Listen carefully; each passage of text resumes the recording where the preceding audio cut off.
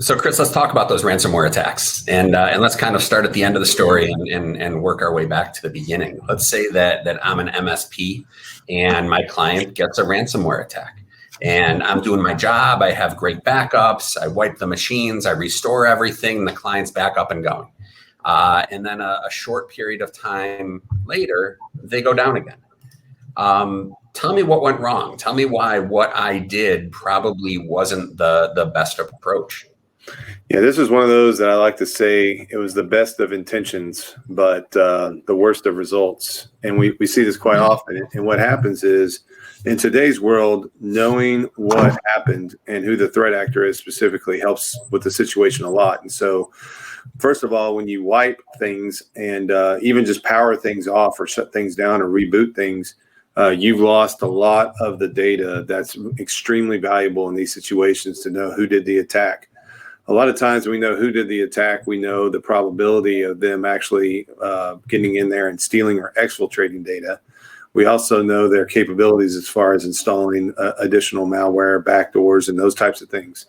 And so, and we've heard this quite often. I was on a call just earlier today with a very large insurance broker up in Canada, and they were citing this exact example of where they had a policyholder call them. Their MSP just did that, and a week later they got re-encrypted, and it was actually more frustrating than the first time around because here they thought everything, they were in the clear, and unfortunately they were not. And so, and then you can speak to as well as that, you can speak to what happens when that evidence gets destroyed, and what kind of woes that can cause the legal team with regards to a lack of evidence to support forensic investigation. Yeah, absolutely. And that's something that you learn early on is, and we used to call it leading with forensics. And, we can't lead with sales. We can't lead with the technical team for the recovery. We have to lead with forensics because we have to preserve everything that's there. And why do we have to preserve it? Because we might need it later on. Regulatory agencies might need it later on. The customer, the MSP, someone might need it later on. And as you guys know, once it's gone, and it's not coming back. So leading with a forensics first approach and documenting every single thing, every step of the way, every conversation, every phone call, almost every keystroke is of utmost importance. Yeah, and the other thing to think about, and I'd like to hear your take on this as well, Eric, is, most MSPs do not have the luxury of having in-house counsel or an attorney within arm's reach for everything that they do.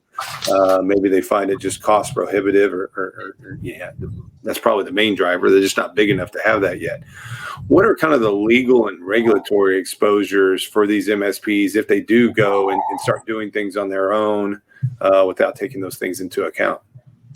So there's a lot of exposure there. And, one of the big things is if you've been subject to a breach, and every state defines a breach differently, but in at least 48 states that I'm aware of, you have the affirmative duty to notify the state's attorney general. And why do you have to notify the state's attorney general? It's not so they can come in and help you with the remediation, right? We've all seen the joke with the knock at the door and they say, "Hi, we're here with the government. We're here to help." That's not why they're there. They're there to make sure that you follow the laws. They're make sure that they're there to make sure that you are fined appropriately. And but it's not just them. It's the regulatory agencies as well, depending on who you are, who your customer is, the type of data that's involved here. It could be the SEC, the FDIC, the alphabet soup of governmental agencies. They need the data, and they're not going to pat you on the back for getting the customer up and going quickly. They're going to pat you on the back for having the forensics so that you can hopefully share it with them and such that it doesn't have to happen again.